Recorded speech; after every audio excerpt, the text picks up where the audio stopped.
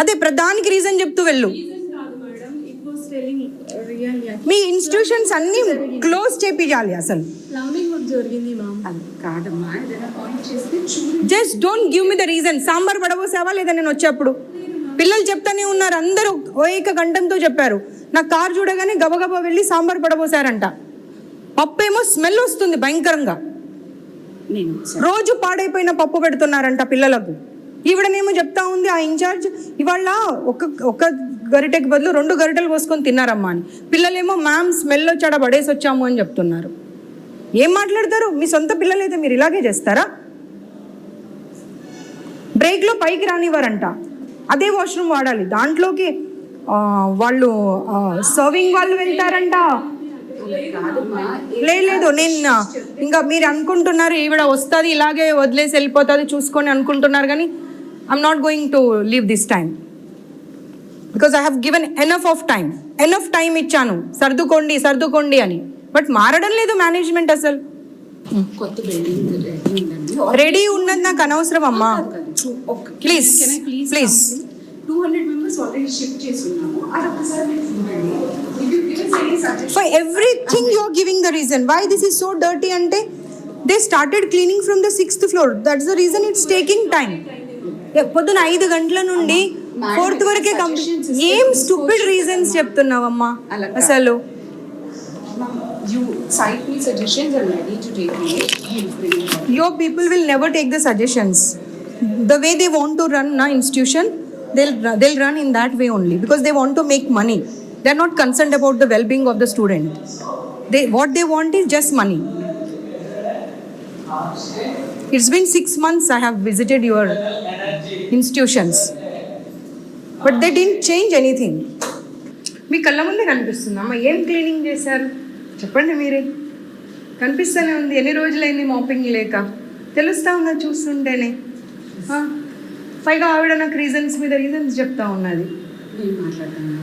దోబి లేరా అండి వీళ్ళకు పిల్లలకు?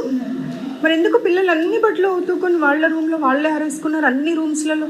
Dhobi comes twice a week అండి. నాకు అదే మీరే చూసారు కదా అన్ని రూమ్స్లలో దే వాష్డ్ ఇట్ అండ్ వాళ్ళే ఆరడానికి వేసి వెళ్ళారు. ప్రతిదీ not only the inner wears everything. ఇప్పుడు ఆవిడ ఏం చెప్పారు? 6th and 5th క్లీన్ చేశానని చెప్పారు కదా, దీన్నే క్లీనింగ్ అంటారా?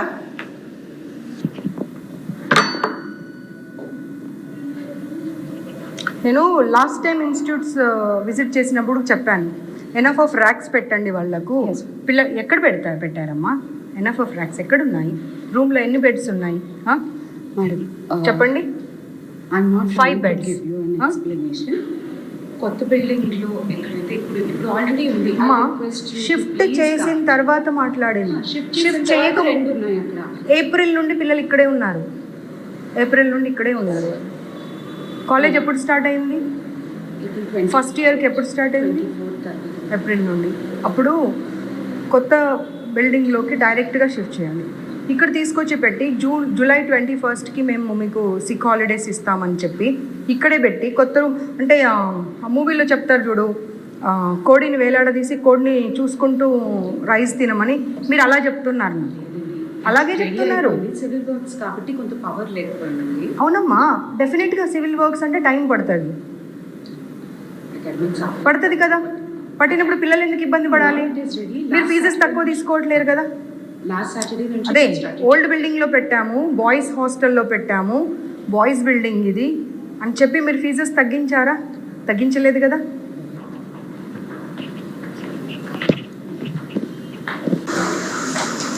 Switch off your cameras.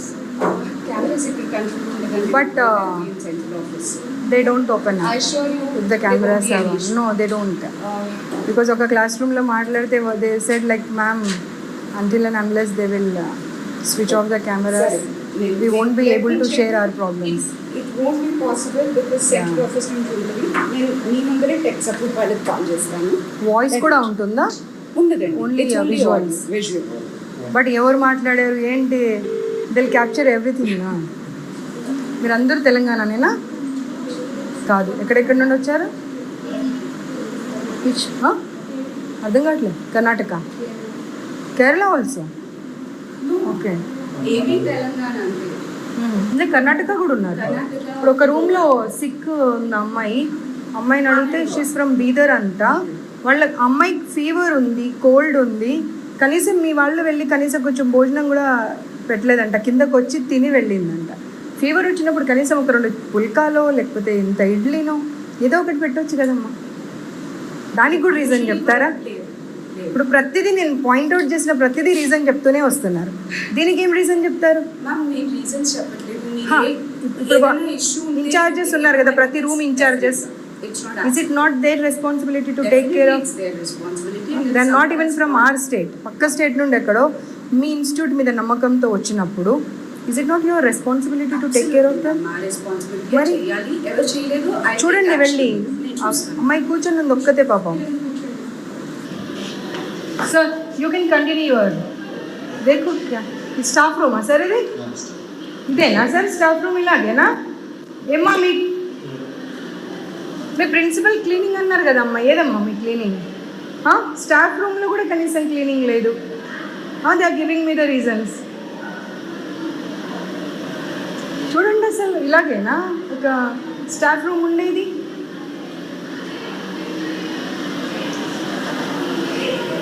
చూడండి ఇక్కడ చూడండి అసలు చూడండి ఏంటమ్మా అది? స్టాఫ్ రూమ్ అది పైగా ఇంకా.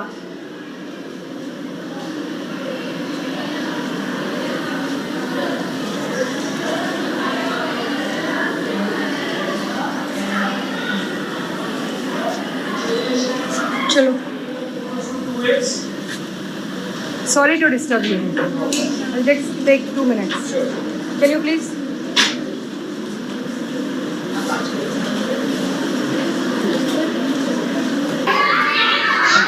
You are not at least capable of running an institute, Andy.